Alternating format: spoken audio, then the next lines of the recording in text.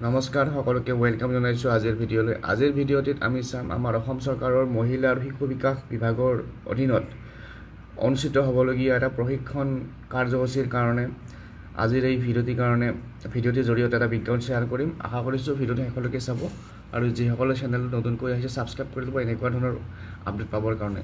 তো ইয়াত দেখিছে বিজ্ঞাপন। ইয়াৰ দ্বাৰা অসম চৰকাৰৰ মহিলা শিশু বিকাশ বিভাগৰ অধীনৰ বেলতলা গুৱাহাটী 28ত অৱস্থিত মহিলাৰ কাৰিকৰী অসংস্থাপনমূলক প্ৰশিক্ষণ কেন্দ্ৰত 69 নম্বৰ ছমহীয়া প্ৰশিক্ষণৰ বাবে অসমৰ সকলো শ্ৰেণীৰ মহিলা প্ৰাৰ্থীৰ পৰা আৰ্থিকভাৱে পিছপৰা আবেদন বিচৰা হৈছে। অৰ্থাৎ আমাৰ যিসকল আৰ্থিকভাৱে পিছপৰা শ্ৰেণীৰ মহিলা আছে তেওঁলোকৰ পৰা এই আবেদনখন বিচৰা হৈছে আৰু সকলো শ্ৰেণীৰ মহিলা প্ৰাৰ্থীৰ পৰা ইয়াতে আৰ্থিকভাৱে পিছপৰা হ'ব লাগিব। আবেদন বিচৰা হৈছে আৰু আবেদনকাৰীয়ে অসম ৰাজপত্ৰৰ 9ম অনুচ্ছেদত প্ৰকাশিত প্ৰপত্ৰত আবেদন কৰিব লাগিব। যিটো আমাৰ চাকৰি এপ্লাই কৰাৰ কাৰণে ষ্টেণ্ডাৰ্ড ফৰ্ম আছে তাতে এপ্লাই কৰিব লাগিব আৰু আবেদন পত্ৰৰ লগত শিক্ষাগত অৰ্হতাৰ প্ৰমাণপত্ৰ, বছৰেকীয়া আয়ৰ প্ৰমাণপত্ৰ লগতে পাছপৰ্ট আকাৰৰ একপি ফটোগ্ৰাফী দিব লাগিব আৰু তলত উল্লেখ কৰা শাখাসমূহত প্ৰশিক্ষণ দিয়া হ'ব। তো ট্ৰেইনিং এটা হ'ব, ফ্ৰী ট্ৰেইনিং। তাতে কি ট্ৰেইনিং থাকিব?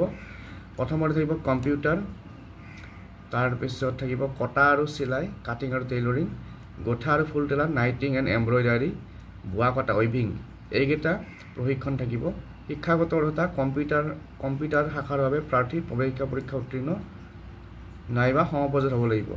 যিসকলে কম্পিউটাৰৰ শিকিব তেওঁলোকৰ কাৰণে মেট্ৰিক পাছ লাগিব আৰু কটা আৰু চিলা, গোঠা, ফুল তোলা, বোৱা কটাৰ বাবে প্ৰাৰ্থী কমেও উচ্চ মাধ্যমিক হ'ব লাগিব। উচ্চ মাধ্যমিক বিদ্যালয়ৰ 8ম শ্ৰেণী উত্তীৰ্ণ হ'ব লাগিব। অৰ্থাৎ যিসকলে কটা চিলা, গাঁঠা আৰু ফুল তোলা বা বোৱা কটাৰ বাবে এপ্লাই কৰিব তেওঁলোকে ক্লাছ 8 পাছ হ'ব লাগিব আৰু বয়সৰ সীমা 18ৰ পৰা 38 বছৰ ভিতৰত হ'ব লাগিব।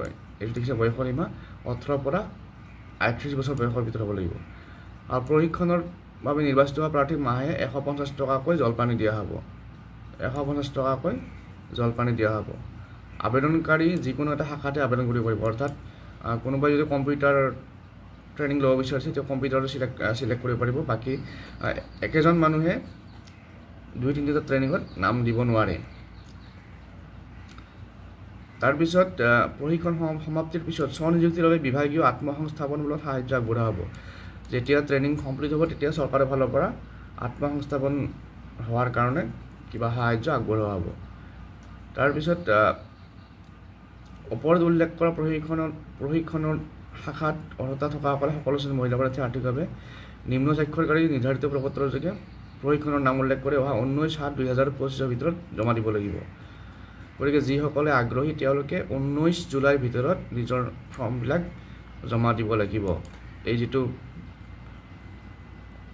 কেন্দ্ৰ আছে কাৰিকৰী সংস্থাপনমূলক প্ৰশিক্ষণ কেন্দ্ৰ বেলতলা গুৱাহাটী, ইয়াতে অহা 19 জুলাইৰ ভিতৰত জমা দিব লাগিব। গতিকে যিসকল মহিলাই এনেকুৱা ধৰণৰ প্ৰশিক্ষণ ল'বৰ কাৰণে আগ্ৰহী আৰু এইটো এটা ধুনীয়া সুযোগ আৰু কোনো ধৰণৰ খৰচ নোহোৱাকৈ এই প্ৰশিক্ষণটো ল'ব পাৰিব আৰু লৈ পেলাই আত্মসংস্থাপনমূলক কিছু ব্যৱস্থা ল'ব পাৰিব। গতিকে আজিৰ ভিডিঅ'ত এই খবৰটো শ্বেয়াৰ কৰিলোঁ। পুনৰ লগ পাম অন্য এটা ভিডিঅ'ত। চেনেলটো ছাবস্ক্ৰাইব কৰি থ'ব। ধন্যবাদ।